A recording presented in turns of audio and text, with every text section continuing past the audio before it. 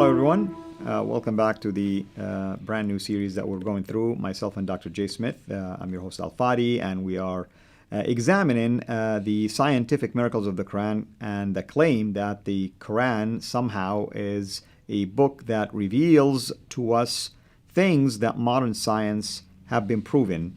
And the point is, if modern science can prove what the Quran says 14 centuries ago, then the Quran has to be from a divine source, and the Prophet of Islam has to be a true prophet.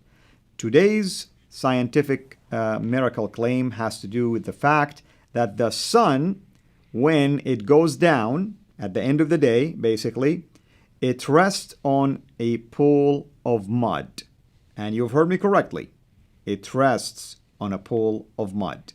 And with that, I'm going to turn over this discussion to Dr. Jay Smith. Well, let's really just read right from the Quran itself. Verse 86 of chapter 18. Now, this is the story of Dhu al-Qarnayn, and we know Dhu al-Qarnayn is Alexander the Great. Alexander the Great, exactly. He is well known. We have biographies of him. 3 biographies have written him from the 3rd century BC. He was the great Greek warrior, and he supposedly, according to the story, he goes to a people who he goes and he helps. But in verse 86 of this story, it says this: until when he, that's Dhu al-Qarnayn, Alexander the Great, reached the setting place of the sun.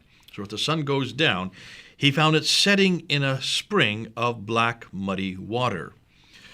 Now, today we know that that's not correct. And we'll be getting into another error later on in one of our episodes about the sun and the moon and how one follows the other. That's right. So if you see the sun setting in water, you're assuming, therefore, that it's moving down, and you're assuming that it's going around, because then it says the next day he sees it coming up on the other side. He runs to the east, then the next day, and he sees it rising out. But it sets in the west, and he rises over the run and sees it coming up in the east. So you can see that this is a very pre-scientific view of this sun and the earth. And it suggests clearly that the sun is going around the earth. That's right.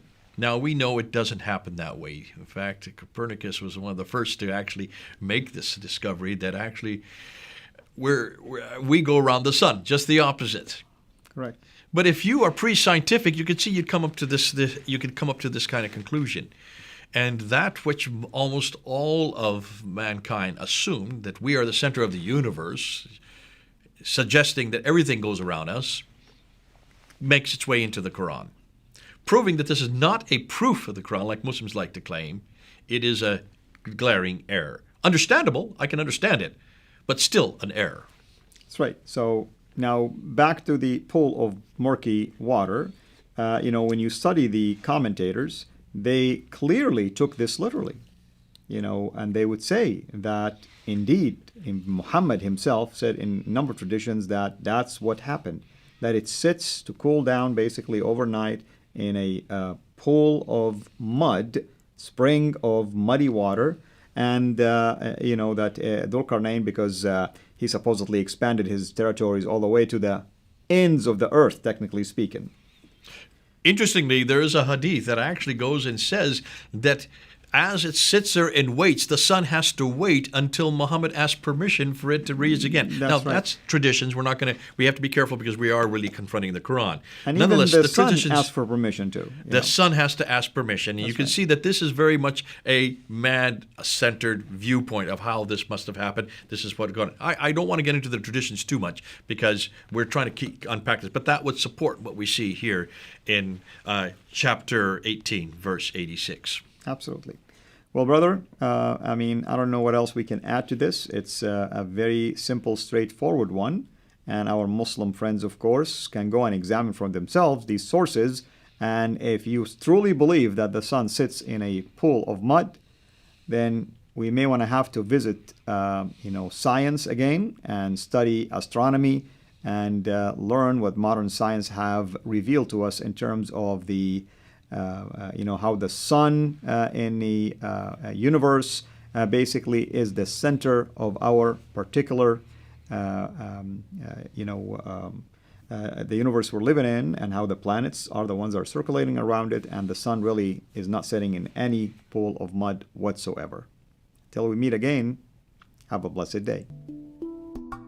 Thanks for watching. Make sure to like and subscribe. Also, hit the bell so that you don't miss future videos. And please consider becoming a patron at patreon.com/CIRA International. And together we can introduce Muslims to the gospel of Jesus Christ. Thank you.